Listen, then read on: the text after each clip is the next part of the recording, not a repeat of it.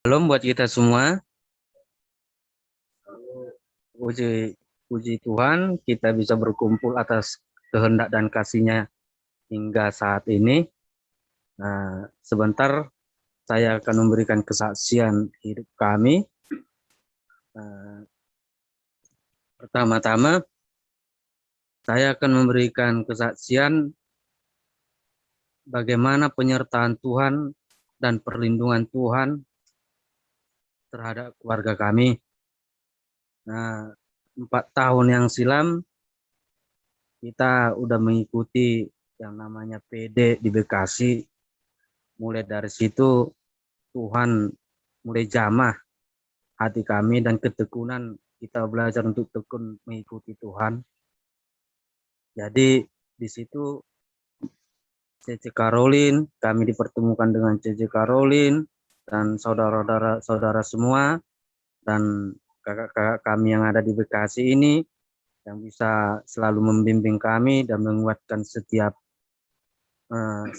ada pergumulan, mereka selalu ada hadir bersama kami untuk saling menguatkan.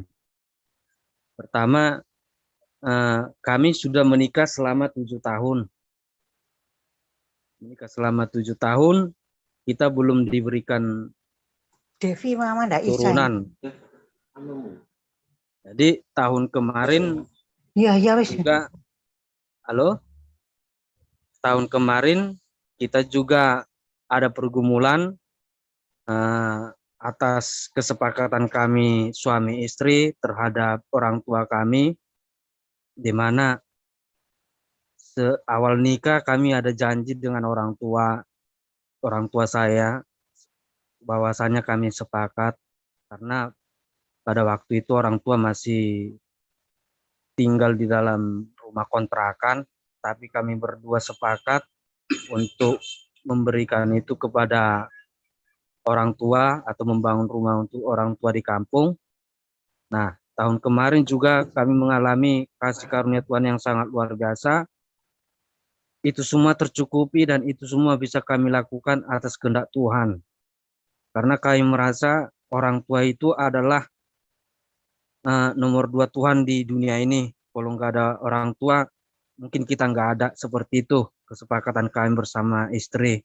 Dan itu kami selalu berdoa dan selalu dikuatkan oleh firman, terlebih istri yang terus-menerus baca firman atas bimbingan saudara-saudara kakak kami di sini, terlebih Cece Karolin, di mana terus membimbing istri agar lebih taat lagi, dan itu semua kami rasakan dalam kehidupan kami. Nah, akhir tahun 2020 itu semua kami selesaikan yang sama orang tua, dan selama itu juga kami menantikan keturunan. Kami selalu berdoa, tapi Tuhan belum berikan itu sama kami. Tapi kami terus berdoa dan memohon, terlebih istri juga baca firman terus atas bimbingannya Cece Karolin, dibimbing terus, dan selalu istri mengatakan, saya dapat rema ini, seperti ini, selalu itu. Dan kami selalu sepakat, selalu memohon bersama dengan istri. Nah, di awal tahun 2021 ada kendala di masa COVID ini, terlebih dalam pekerjaan saya. Pergumulan itu bisa kami jalanin drastis 70%, bisa dibilang gak mencukupi lah. Tapi kami selalu setia sama Tuhan. Saudara-saudara kami di sini menguatkan kami, membimbing kami terus.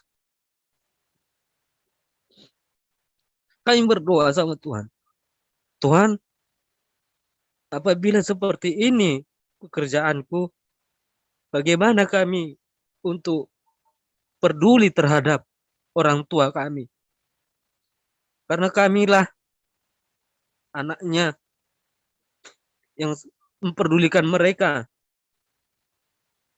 yang selalu memberikan tanggung jawab bagi mereka, kebutuhan mereka di kampung.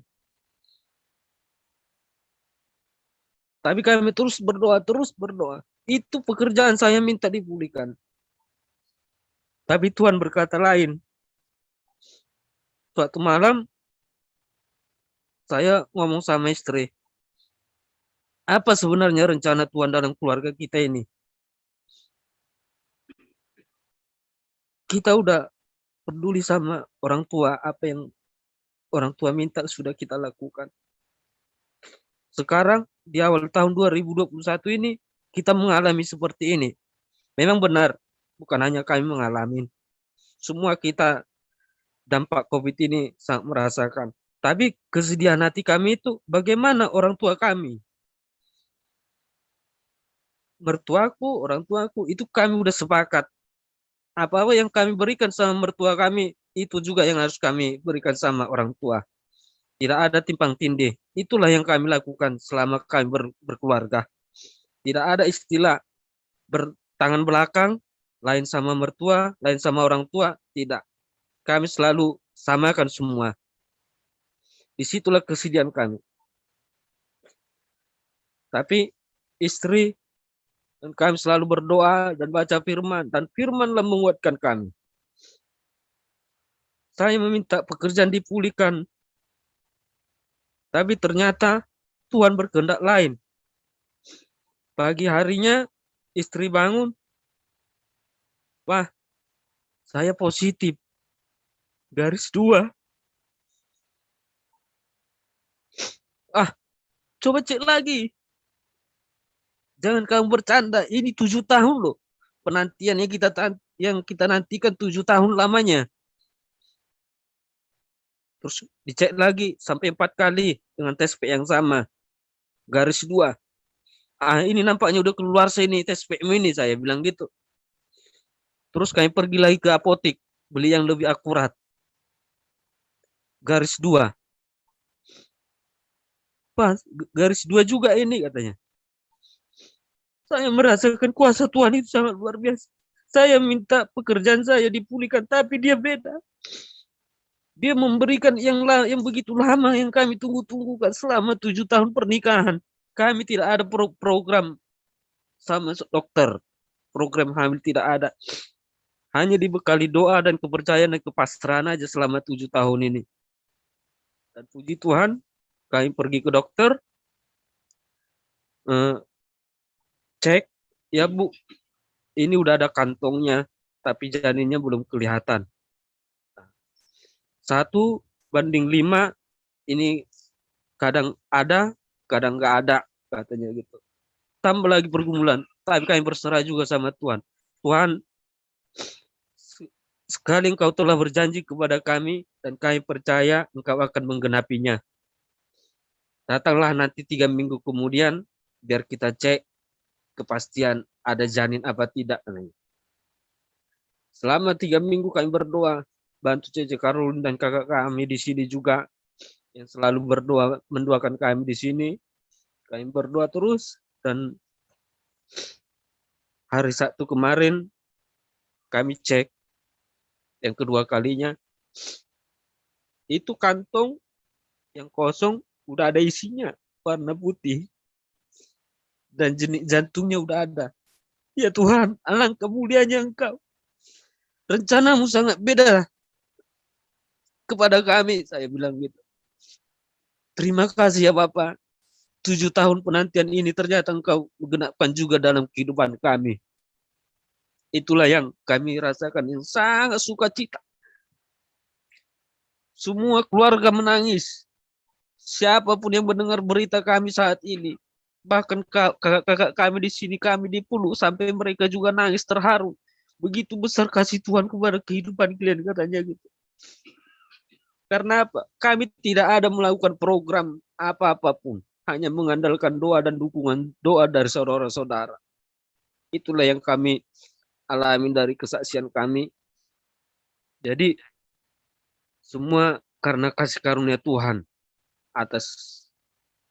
Begitu juga dengan saudara-saudara selingkungan, kakak kami di sini seperti Cece Karulin juga yang selalu bimbing istri, bimbing kami, agar terus menguatkan kami dalam kesesakan kami, dalam pergumulan kami. Itulah, jadi mohon doanya buat saudara-saudara sekalian semua, agar benih yang Tuhan berikan ini bertumbuh dan bisa lahir ke dunia ini dengan sehat, sempurna, tanpa kurang apapun. Jadi semoga, saya juga berharap buat kita semua, seandainya juga ada yang mengalami hal yang sama seperti yang kalian pergumulkan ini, kita hanya bisa berserah sama Tuhan, kita hanya bisa baca firman terus, biar kita merasa dikuatkan, dan janji Tuhan itu ya dan amin. Itu yang bisa saya berikan kesaksian pada malam hari ini. Kiranya kita semua diberkati atas kesaksian yang Tuhan berikan kepada kami. Terima kasih. Amin.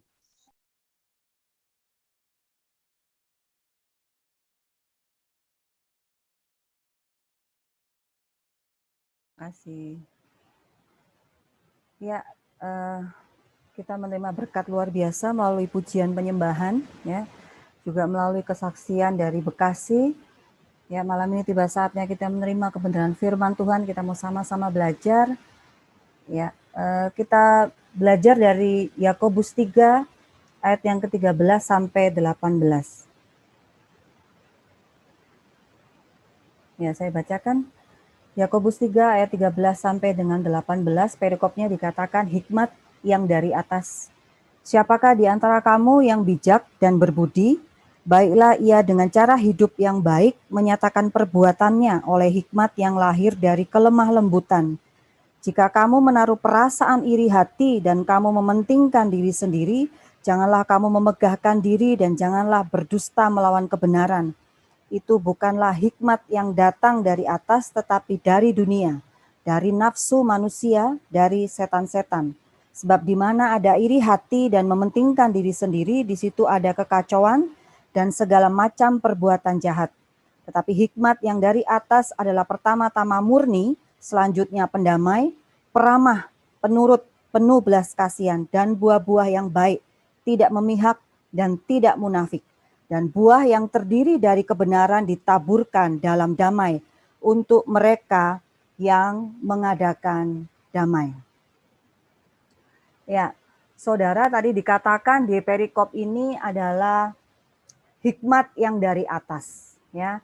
Dan saya percaya bahwa hikmat itu cuma ada dua macam, saudara, ya. Yang pertama itu hikmat dari atas, tadi dikatakan jelas kalau hikmat dari atas itu hikmat yang berasalnya dari Tuhan sendiri, ya, itu adalah hikmat yang sejati. Dan yang kedua adalah hikmat yang datangnya dari dunia, dari nafsu dunia. Nah, makanya tadi di ayat yang ke-13, saudara, Yakobus mengajukan pertanyaan, dikatakan, siapakah di antara kamu yang bijak dan berbudi? Yang sebenarnya pertanyaan ini, saudara, adalah sebuah tantangan yang dikatakan untuk orang-orang yang ada di situ. Bagi mereka yang merasa, perhatikan saudara, bagi mereka yang merasa dirinya bijak, yang merasa dirinya berhikmat, ya. Tapi ternyata kehidupannya itu tidak mendemonstrasikan dari hikmat itu sendiri. Ya, jadi kehidupannya itu berbanding terbalik, saudara, ya. Dari apa yang tampak dari luar. Kelihatannya sih berhikmat, tapi masih merokok, saudara, ya. Kelihatannya sih pelayanan, ya. Tapi saudara, ya, kalau ngomong aduh nyelekitnya minta ampun, saudara. Ya. Nah, hati-hati, saudara, karena ini dikatakan hikmat ini bukan berasal dari atas. Ya, makanya ayat yang ke-15 dikatakan datangnya itu dari nafsu dunia, hikmat dunia, ya, saudara, ya. Nah, jadi saya memperhatikan, saudara, betapa seriusnya, ya, kita ini harus menjaga kehidupan kita. Dan saya percaya, terlalu sangat percaya, ya, saudara, bahwa semua itu hanya bersumber dari satu, hati kita, saudara. Ada yang sepakat sama saya enggak? Hati. Amin, saudara. Ya, saya nggak mau ngebahas yang berat-berat malam ini, saudara, ya. Tapi untuk melakukan satu hal ini saja, saudara, saya butuh perjuangan yang sangat keras dan tidak mudah. Ya, saudara, ibaratnya gini, dalamnya lautan kita bisa tahu, tapi hati orang mana kita bisa tahu, saudara. Ya, nah, saudara saya mau tanya ini, di sini ada nggak saudara yang masih suka tersinggung? Kayaknya nggak ada ini, Bu Caroline nggak ada. Berarti pertanyaan saya ganti, yang suka nyinggung perasaan orang ada nggak? Oh, nggak ada juga. Kayaknya di sini rohani semua, Bu. Puji Tuhan. Ya, saudara, kita semua pasti pernah tersinggung, ya. Sensitif, saudara, ya, sensian, ya, ngambekan, ya. Itu manusiawi sih, saudara, ya. Karena kita masih manusia tuh masih cenderung kalau nggak disakiti, ya menyakiti. Udah, gitu aja. Ya. Nah, saudara, kita tahu bahwa Tuhan itu menciptakan manusia terdiri dari roh, jiwa, dan tubuh. Ya, perhatikan saudara, dari roh, jiwa, dan tubuh. Dan jiwa manusia itu, di dalam jiwa manusia itu ada 3 bagian lagi, saudara. Namanya pikiran, perasaan, dan kehendak. Sampai sini nangkep ya, saudara, ya. Terdiri dari roh, jiwa, dan tubuh. Dalam jiwa itu terdapat pikiran, perasaan, dan kehendak. Nah, jiwa itu, saudara, itu adalah tempat di mana pikiran, perasaan, dan kehendak kita itu merespon setiap keadaan. Nangkep, saudara, ya? Ya, jiwa itu tempat kita merespon, tempat kehendak, pikiran, dan perasaan kita merespon.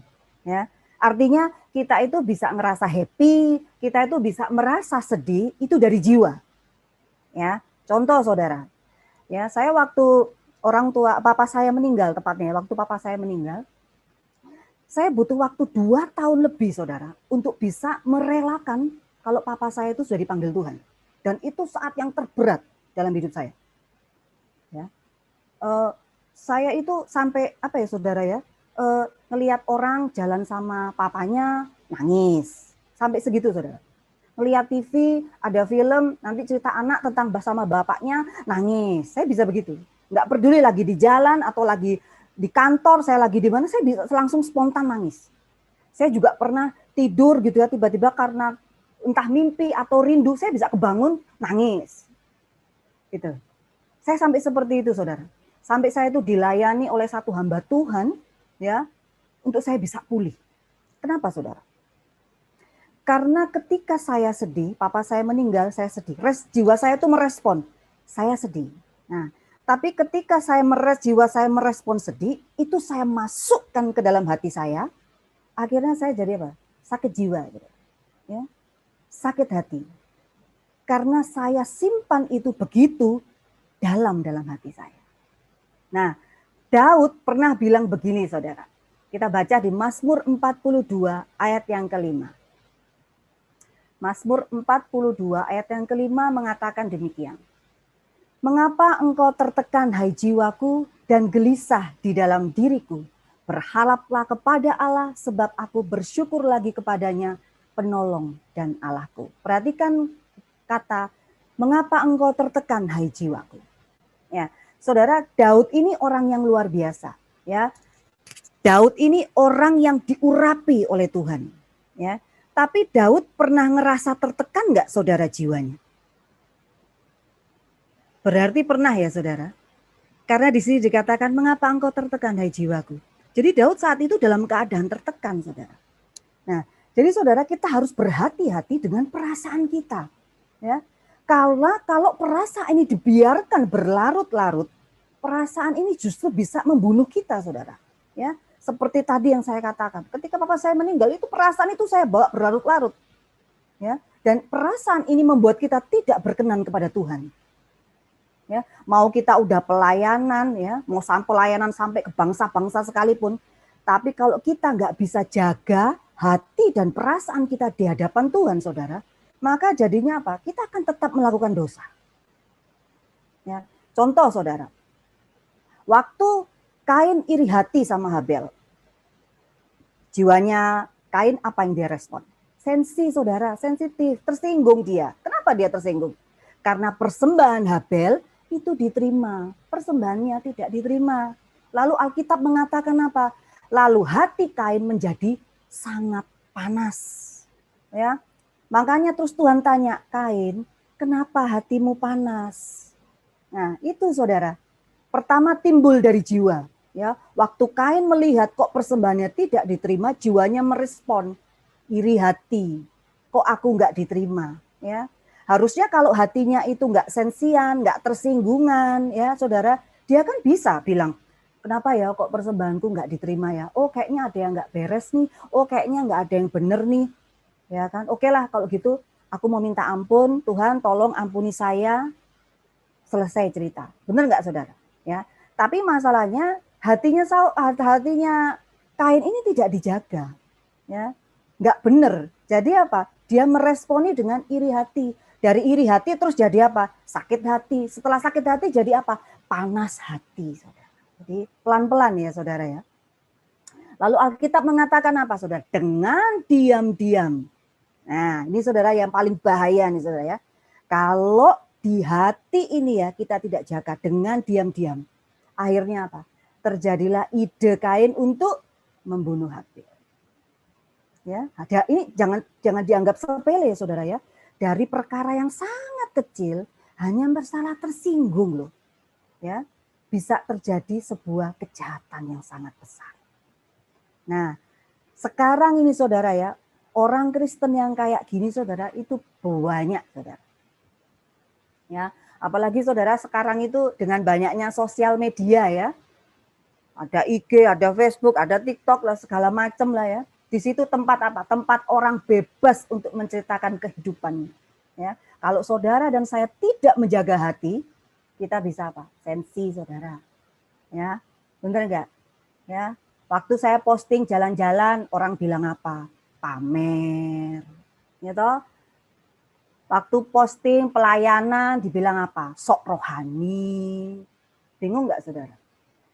Posting jalan-jalan makan di restoran, orang bilangnya apa? Sombong. Saudara bayangin, kalau semua saya pikirkan itu, saya masukkan ke dalam hati saya. Aduh, kira-kira bisa jadi gila nggak saya, saudara? Ya, tapi itu kenyataan loh, saudara. Ribet lah, saudara, kalau semua itu saya tanggepin. Ya, apalagi di sini banyak ibu-ibu. Ya, banyak ibu-ibu. Apalagi ibu-ibu yang tidak bekerja. Ya, di masa-masa pandemi ini kan kita banyak di rumah ya ibu-ibu ya, nggak keluar rumah gitu ya. Kita juga harus hati-hati loh. Kenapa? Karena kita nggak banyak keluar rumah, kita pegangnya apa? HP. Yaitu yang kita lihat apa? Ya udahlah, kalau nggak ngeliat Facebook, lihat IG ya toh. Kemudian sementara kita lagi nyuci wajan, nyuci baju, nyuci piring, kita ngeliat teman kita lagi jalan-jalan ke Swiss, saudara. Ya, lagi jalan-jalan, aduh enaknya ya, dia naik helikopter, main ski, sementara kita di rumah ngapain? Gosok sapu pel. Kemudian apa? Suami lagi enak-enak ngopi di ruang tamu, samperin, tunjukin. Enak ya jadi istrinya dia ya, jalan-jalan terus. Ini saudara. Iya kan? Enak jalan-jalan terus, kita kapan? Jadi inem terus di rumah. Nih, hati-hati loh ibu-ibu ya. Hati-hati saudara. Ini akibat apa itu? Sensi hatinya itu lebay. Ya toh? Nah, kita juga harus bisa membaca loh saudara. Harus bisa melihat, dalam arti gini. Kayak tadi, posting jalan-jalan. Kalau menurut saya, sombong nggak? Saya mau tanya saudara. Kalau ada yang posting jalan-jalan, makan di restoran mewah atau restoran mahal, naik helikopter lah tadi kayak tadi. Kita bilang sombong nggak sih saudara? Ada yang bilang sombong mungkin ya, atau ada yang bilang enggak. Nah ini saya mau kasih tahu saudara. Tergantung hatimu. Benar nggak? Mau dia mau pamer, mau dia sombong, ya biarin toh. Kok nggak minta duit kita ini? Ya kan, tergantung hatimu. Ada orang waktu itu kesaksian saudara, dia bilang, puji Tuhan saya mendoakan orang sakit katanya, dan orang itu disembuhkan. Ada orang yang komentar, walah doain orang satu aja sembuh, bangga banget. Ya kan? Orang yang menilai itu bilangnya sombong. Padahal itu sebenarnya kan nggak, kok kita bilang ya nggak sombong, ya pantas lah ya dia merasa, waduh nggak nyangka kok orang itu bisa sembuh. Ya kan? Ya berarti ya nggak beres ya Pak Saudara. Ya hatinya orang itu yang menilai. Ya toh, itu loh saudara. Ya, Ada yang baca status WA, Mbak, status WA saya loh, saudara, nulis status di WA. Ada yang komen, maksudnya apa ya? Coba saudara. Hello, emang teman saya perasaan bukan kamu aja deh. Ya kan? Kalau saya tanggepin, gimana saudara? Rame. Bahkan saudara ya, ini yang saya alamin juga sendiri saudara, apa? Orang-orang yang sensi, tersinggungan, baperan itu saudara ya, itu suka left dari grup. Ntar keluar, ntar masuk, ntar tersinggung sama yang satu, keluar lagi. Nanti udah berdamai, masuk lagi, ntar keluar lagi, keluar masuk, keluar masuk. Ini bahaya loh saudara, orang kayak gini. Rugi nggak saudara? Rugi, nggak beres hatinya. Orang yang seperti ini saudara ya, itu apa? Banyak kecewa, banyak kepahitan. Hatinya nggak beres. Ya, orang kayak gini rugi. Rugi kenapa? Nggak punya teman saudara. Ya, orang yang sensi, yang tersinggungan itu dijamin nggak akan bisa punya hubungan yang long lasting, nggak bisa punya hubungan yang bertahan lama. Kenapa? Karena orang kayak gini tuh justru malah mudah menghancurkan hubungan. Ya, ayo saudara, jangan sedikit-sedikit tersinggung, ngambekan saudara ya. Ya, ayo biasakan terima segala sesuatu itu apa ya, dengan respon yang benar, dengan hati yang benar. Ya, makanya kenapa tadi dikatakan Daud bisa berkata, pujilah Tuhan hai jiwaku. Karena Daud apa? Nggak mau sensi. Ya, Daud justru memaksa jiwanya untuk apa? Untuk memuji Tuhan.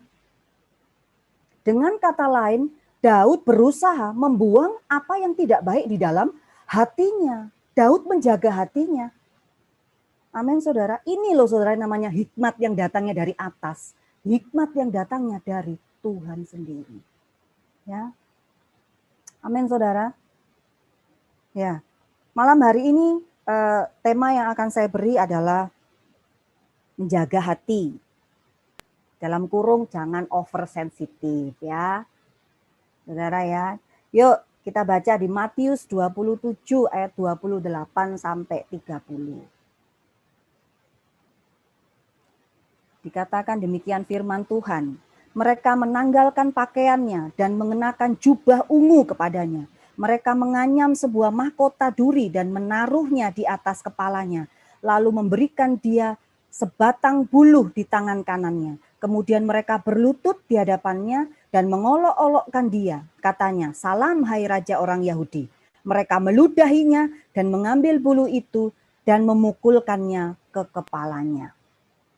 Ya, perhatikan saudara ya, saudara lihat ini. Ini adalah peristiwa di mana waktu Tuhan Yesus mau disalibkan. Ya, dan ini nggak main-main loh saudara. Dikatakan di sini tadi dia difitnah ya, dia dilukai, dia diludahi, dia dicambuk. Wah, ngeri pokoknya saudara ya. Nah, tapi yang jadi pertanyaannya itu Tuhan ngambek ya enggak ya saudara ya? Apa Tuhan sensi sama orang-orang yang melakukan itu? Apa Tuhan bilang, lihat kamu ya, tunggu tanggal mainnya. Nanti kamu rasa tak bales kamu nanti. Enggak saudara. Ya, Tuhan enggak bilang gitu, enggak tercatat dalam Alkitab seperti itu. Ya, dan ini yang saya maksud saudara. Kenapa kita harus menjaga hati kita saudara? Kenapa kita enggak boleh oversensitif? Karena ini karakter Tuhan saudara. Dan kita harus mengikuti. Tuhan itu tidak oversensitif. Ya, dia sangat menjaga hatinya. Nah, tapi kita ini ya saudara ya, yang apa ngakunya anak Tuhan, yang rajin persekutuan saudara, ngakunya segambar dengan Tuhan, ya. Kalau nyanyiku mau sepertimu Yesus, ya kan saudara, tapi terus malaikat nyaut di sana. Tapi bohong, saudara ya. Kenapa dibilang tapi bohong? Iya, soalnya ya gitu, nyanyinya sih seperti itu, tapi masih tersinggungannya luar biasa, gampang lebay. Ya. Kasihan banget ya saudara kalau orang-orang kayak gitu ya. Maaf ya saudara ya, yang namanya hidup ini saudara, ya, nggak bisa maunya kita tuh happy-happy terus, nggak bisa saudara. Hidup ini ya banyak tantangan. Kalau dikit-dikit kita tersinggung, marah, gimana kita mau jadi pribadi yang disayang Tuhan, saudara? Ya, Yesus ini anak Allah loh, saudara. Ya, tapi nggak ada tuh dia pakai tersinggungan, saudara. Kalau dia tersinggung, binasalah kita semua ini, saudara ya. Nah, Coba saudara, cek hari ini saudara. Kita ini orang Kristen yang udah diubahkan karakternya ya seperti Tuhan, atau jangan-jangan kita ini cuma orang dunia yang duduk di gereja. Ya. Karena nggak semua orang loh saudara yang duduk di gereja itu anggota kerajaan Allah.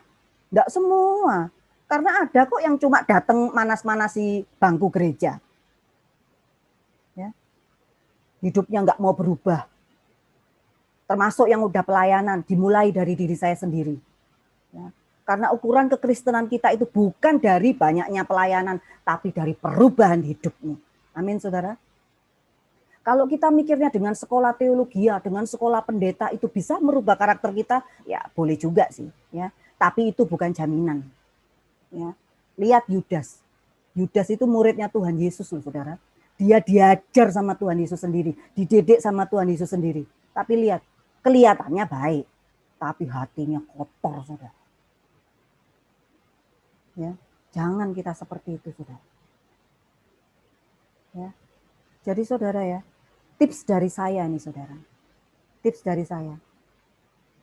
Kalau memang ada yang menyinggung perasaanmu, menyinggung hatimu, menyakiti kamu, atau kamu kecewa dengan suatu keadaan, biarlah itu cukup sampai di luar saja. Jangan kamu ikut bawa masuk ke dalam hatimu. Ya saudara. Saudara, satu kali saya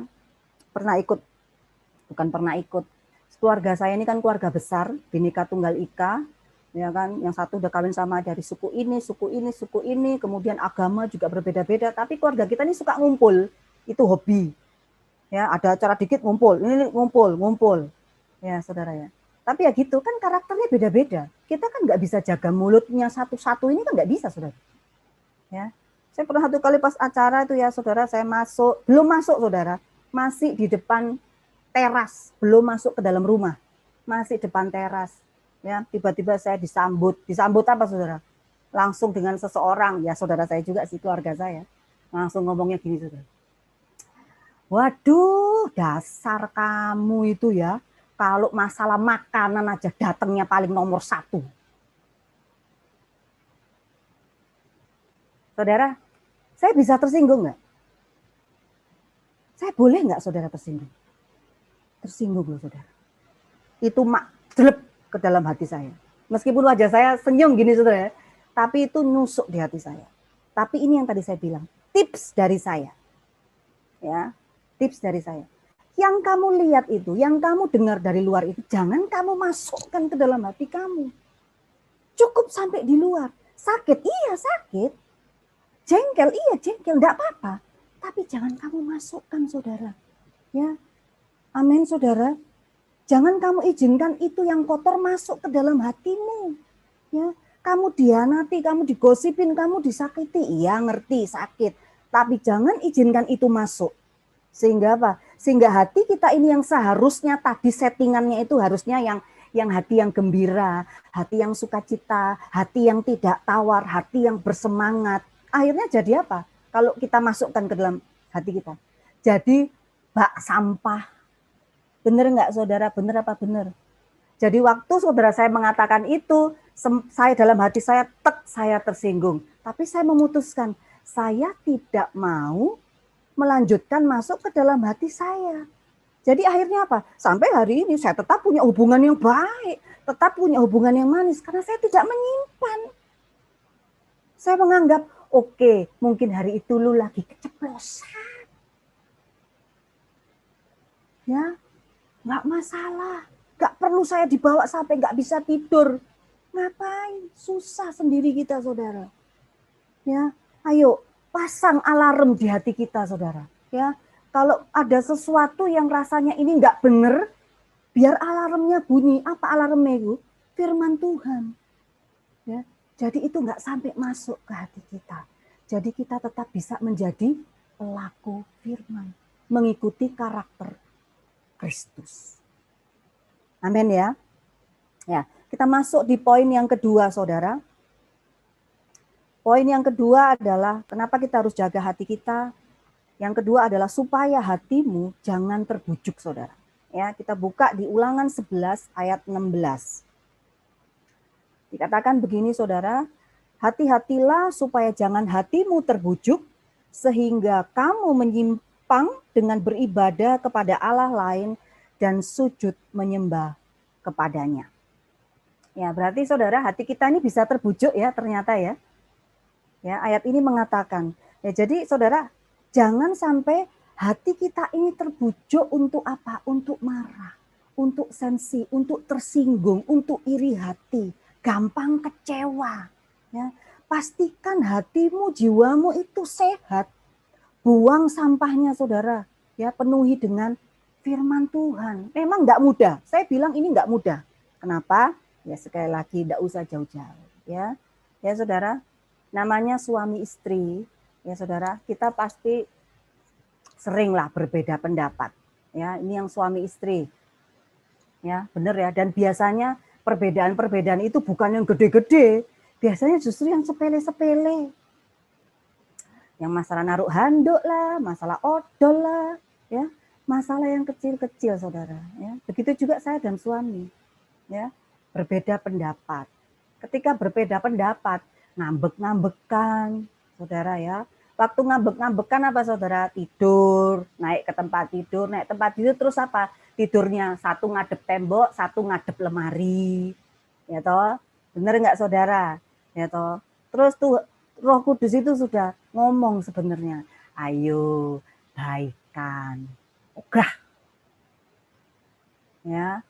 Roh Kudus sudah ngingetin, ayo baikan, nggak mau. Dia yang salah. Ya, saudara ya. Tuh, responnya saya masuk ke jiwa ogah. Bener sendiri. Ya, kemudian Roh Kudus ingetin lagi, gampang cara baikannya. Ayo peluk aja dari belakang. Kan ceritanya ngadep belakang tuh saudara. Peluk dari belakang.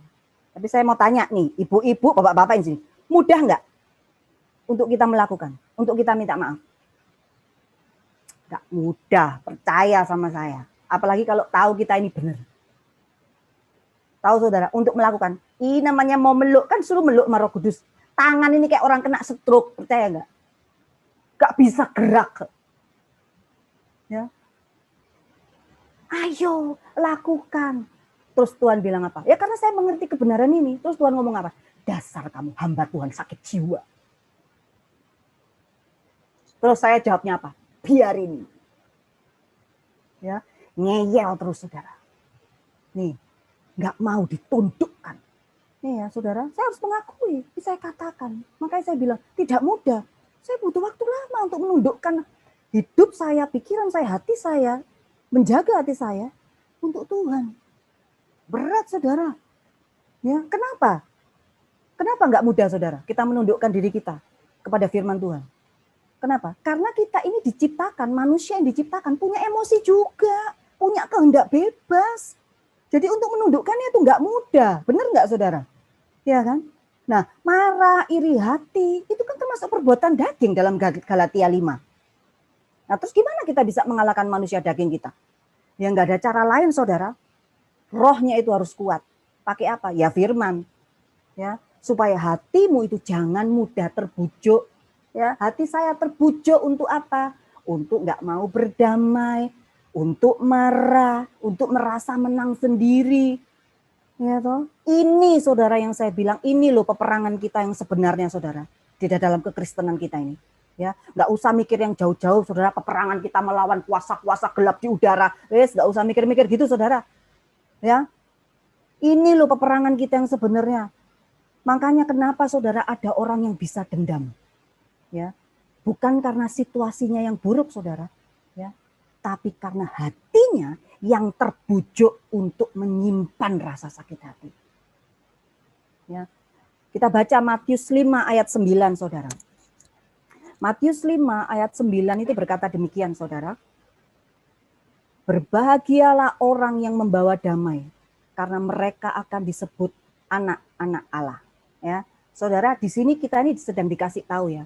Kalau yang membawa damai itu adalah disebut anak-anak Allah. Nah, berarti saudara, anak Allah itu berarti orang yang punya hubungan. Benar nggak? Kita ini kan disebut anak kalau kita ini punya hubungan darah, kan gitu. Dia bapaknya, saya anaknya. Nah, jadi kalau kita ini jaga hati kita, Kalau kita ini jaga hidup kita, itu berarti apa saudara? Berarti kita sama Bapak kita itu dibilang melakukan kebenaran. Berarti kalau kita melakukan kebenaran itu, berarti kita ini disebut apa? Anak-anak Allah. Jadi saudara, jaga hatimu jangan terbujuk. Usahakan berdamai dengan semua orang. Kalau perdamaian itu bergantung daripadamu, usahakan perdamaian. Ya, saya pernah mendengar seseorang berkata, seorang hamba Tuhan, saudara, dia mengatakan begini, saudara. Ya, kalau memang perdamaian itu bergantung daripadamu, usahakan perdamaian. Lebih baik berdamai. Wis, mau masalah apapun, masalah besar, masalah kecil, berdamai. Kecuali, dia bilang, kalau itu menyangkut nyawamu, menyangkut nyawa keluargamu, dia bilang, maju terus, jangan mundur setapak pun. Dia bilang gitu. Jadi saudara, kalau masalah tersinggung, sakit hati, wis lebih baik berdamai. Oh, nggak ada hubungannya sama nyawa kok. Memang kalau kita tersinggung, kita mati. Enggak kok. Ya kan? Ayo saudara, supaya apa kalau berdamai? Kita ini disebut anak-anak Allah. Cuma ada dua tuh saudara. Kalau kita bukan anak-anak Tuhan, berarti anak-anak hantu. Itu aja. Ya. Poin yang kedua. Sekarang kita masuk poin yang ketiga, saudara. Cepat aja. Ya, kenapa kita harus menjaga hati kita? Karena itu kunci untuk kita menerima berkat. Ya, kita baca di Mazmur 24 ayat yang ketiga sampai kelima. Siapakah yang boleh naik ke atas gunung Tuhan? Siapakah yang boleh berdiri di tempatnya yang maha kudus? Orang yang bersih tangannya dan yang murni hatinya, yang tidak menyerahkan dirinya kepada penipuan dan yang tidak bersumpah palsu. Dialah yang menerima berkat dari Tuhan dan keadilan dari Allah yang menyelamatkan dia. Amin saudara. Jadi saudara, ini Daud bilang, siapakah yang boleh naik ke atas gunung Tuhan? Siapakah yang boleh berdiri di tempat yang maha kudus? Ya. Dengan kata lain saudara, Daud itu mau bilang gini, siapa sih Tuhan yang boleh senantiasa menikmati hadirat-Mu? Siapa sih Tuhan yang boleh senantiasa merasakan kehadiran-Mu? Ya. Nah, saudara, kalau kita menjaga, di sini dikatakan kalau orang yang murni hatinya. Jadi kalau kita bisa menjaga kemurnian hati kita, berarti kita apa, saudara? Kita selalu bisa merasakan berkat kehadiran Tuhan. Ya. Minggu lalu Bu Karolin menyampaikan, berkat itu bukan bicara tentang uang tok, tapi apa? Perlindungan, kekuatan, penyertaan Tuhan, ya, kesembuhan, itu semua berbicara tentang apa? Kehadiran Tuhan. Kalau Tuhan hadir dalam hidup kita, siapa yang bisa lawan kita, saudara? Kalau Tuhan hadir dalam rumah tanggamu, siapa yang bisa melawan kamu? Enggak ada, saudara. Ini berkat yang Tuhan mau kita terima kalau kita mau menjaga hati kita, saudara. Ya, amin, saudara. Nah, dikatakan saudara, Daud adalah orang yang juga pernah berbuat kesalahan. Betul ya enggak ya, saudara ya? Daud juga pernah berbuat dosa kok. Tapi Alkitab bilang apa, saudara? Alkitab mengatakan Allah menjumpai seorang yang berkenan di hatinya. Ya. Jadi saudara, saya cuma mau bilang gini loh. Bukan berarti kita itu bersih semuanya ya, nggak melakukan apa-apa ya, kayaknya suci banget gitu. Bukan, saudara. Siapa sih di antara kita yang nggak pernah berbuat salah, saudara? Ya. Siapa sih kita yang nggak pernah berbuat dosa? Tapi maksudnya di sini gini loh. Tapi hati kita ini bisa bersih kalau mau dicuci pakai firman. Ya. Jadi gimana? Jadi kalau hadirat Tuhan mau ada dalam hidup kita, pastikan hatimu itu murni, hatimu itu bersih. Kalau hatimu kotor, gimana hadirat Tuhan mau ada di hati kita? Dia bakal nggak betah, soalnya baunya busuk, baunya nggak enak. Nggak mungkin betah, saudara. Ya. Kemudian berbicara apa lagi? Kalau memang kita salah, saya salah, atau saudara sedang berbuat salah, ya bawa minta maaf. Ya toh? Atau kalau orang lain berbuat salah kepada kamu, ya cepet toh lepas no pengampunan, ya. Jangan merasa menang sendiri, benar sendiri, ya. Supaya apa? Supaya hati kita ini tetap terjaga bersih. Yang saya katakan tadi, kita melakukan kesalahan, tapi jaga supaya dia tetap bersih. Cukup sampai di luar, jangan bawa masuk ke dalam hati kita. Amin ya saudara ya. Jadi berkat kehadiran Tuhan itu yang pengen dia berikan untuk kita saudara. Ya. Kemudian kita baca saudara di Yosua 1 ayat yang ke-6. Kalau nggak salah Yosua 1 ayat 6 sampai 9 saudara.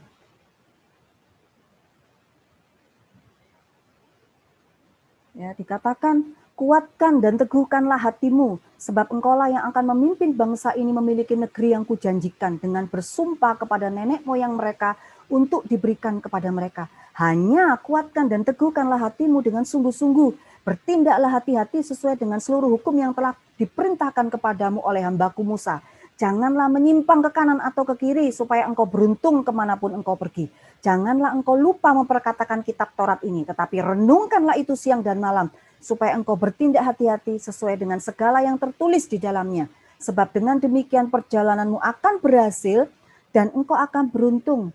Bukankah telah kuperintahkan kepadamu, kuatkan dan teguhkan hatimu, jangan kecut dan tawar hati, sebab Tuhan Allah menyertai engkau kemanapun engkau pergi.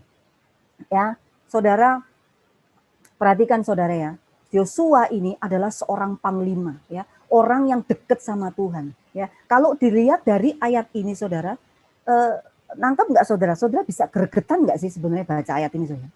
Karena apa? Di sini Tuhan ini menyampaikan sampai beberapa kali, 3 kali atau mungkin lebih, saudara. Ya, kuatkanlah dan teguhkanlah hatimu, dia bilang gitu. Ya, saudara bisa bayangin nggak kalau suami saudara ngomong, Ma, tolong bikinkan kopi. Baru kita mau berdiri, dia sudah ngomong lagi, Ma, bikinkan kopi. Baru kita mau jalan, Ma, bikinkan kopi. Jengkel nggak saudara? Bisa jengkel loh. Nah, tapi di sini maksud Tuhan apa? Kalimat ini diulang-ulang sama Tuhan. Berarti apa saudara? Berarti ini sesuatu yang sangat penting. Ya, saudara, sesuatu yang sangat penting. Karena apa? Karena ini kunci supaya engkau berhasil dan beruntung. Ya, amin saudara. Bahwa orang yang menjaga hatinya itu akan memperoleh keberhasilan. Ya, Yosua menghadapi tantangan nggak saudara? Menghadapi tantangan saudara, ya pasti. Makanya kenapa Tuhan bilang kuatkan dan teguhkanlah hatimu. Karena kalau kita baca lengkap ayat ini, sebenarnya didapati salah satu orang dari Yosua ini, pasukan Yosua ini melakukan dosa. Ya, melakukan dosa. Makanya Tuhan ingatkan, kuatkan dan teguhkanlah hatimu. Maksudnya jangan ada dosa. Ya, supaya apa? Karena janji Tuhan ingin memberikan kepada kita kemenangan. Ya. Jadi saudara, tantangan dalam hidup itu pasti ada. Jaga hatimu. Kalau kita nggak menjaga hati kita, ya Tuhan itu nggak bisa. Di kehadirannya itu nggak akan bisa kita dapat, saudara. Ya. Satu kali saya pernah mengikuti saudara camp pemulihan saudara ya.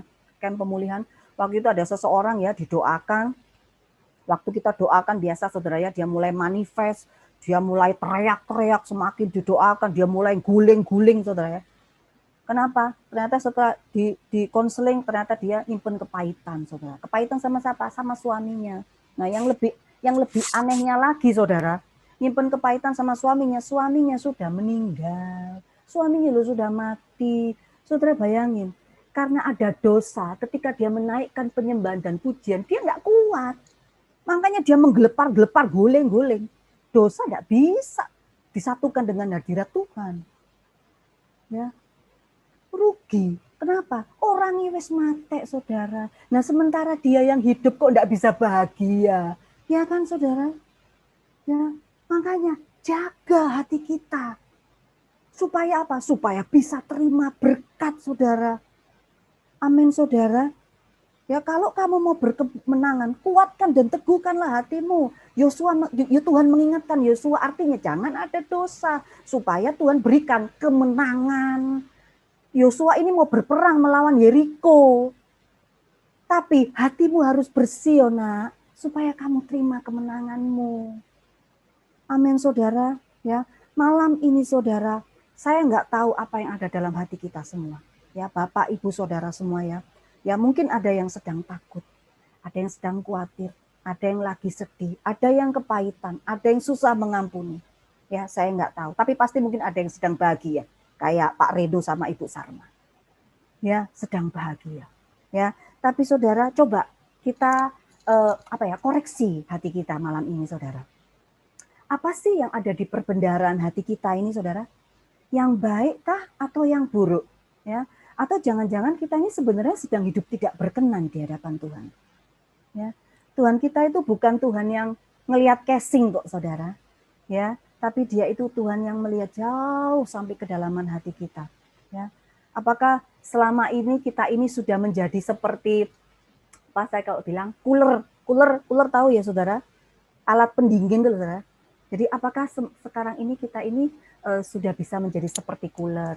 Jadi orang itu kalau ada di dekat kita tuh rasanya ayem, rasanya seneng, rasanya tuh adem gitu. Atau jangan-jangan kebalikannya, saudara. Jangan-jangan orang-orang nggak seneng deket sama kita. Kenapa? Jangan kamu deket-deket sama dia, mulutnya tuh jahat. Jangan kamu deket-deket sama dia. Dia itu loh tukang utang. Jangan kamu deket-deket sama dia. Hati-hati, saudara. Ya, saudara ya. Malam ini, saudara, ambil keputusan ya untuk mulai hidup berkenan sama Tuhan. Ya, dikatakan dalam Amsal 27, saya bacakan aja, saudara. Amsal 27 ayat 19 bilang begini, saudara. Seperti air mencerminkan wajah, demikianlah hati manusia mencerminkan manusia itu. Jadi hati kita ini, saudara, mencerminkan hidup kita. Ya, ibaratnya itu seperti pepatah rambut boleh sama putih, dalamnya lautan kita tahu, tapi hati manusia siapa yang tahu? Ya, karena apa? Karena sebenarnya, saudara, ayat ini mau mengatakan kita bisa tahu loh, saudara, hati manusia. Dari mana? Dari wajahnya. Dari mana? Dari mulutnya, dari setiap perkataannya, dari pikirannya, dari tingkah lakunya. Ya. Orang kalau hatinya bersih, sumbernya bersih, makanya firman Tuhan bilang, jagalah hatimu dengan segala kewaspadaan, karena disitulah terpancar kehidupan. Orang kalau hatinya bersih, terpancar itu kehidupan, saudara. Ya, nah, terpancar tingkah laku yang manis, perkataan yang manis. Ya, jaga hati tok. Jadi suami-suami nggak perlu khawatir jaga istrinya. Istri-istri juga nggak usah perlu khawatir jagain suaminya. Cukup jaga hati kita masing-masing. Karena Tuhan yang akan menjaga keluarga kita. Amin, saudara. Mari, saudara. Jaga hatimu. Jadilah berkat, bukan batu sandungan. Amin. Amin. Sampai di sini firman Tuhan yang saya sampaikan. Terima kasih, Tuhan Yesus memberkati.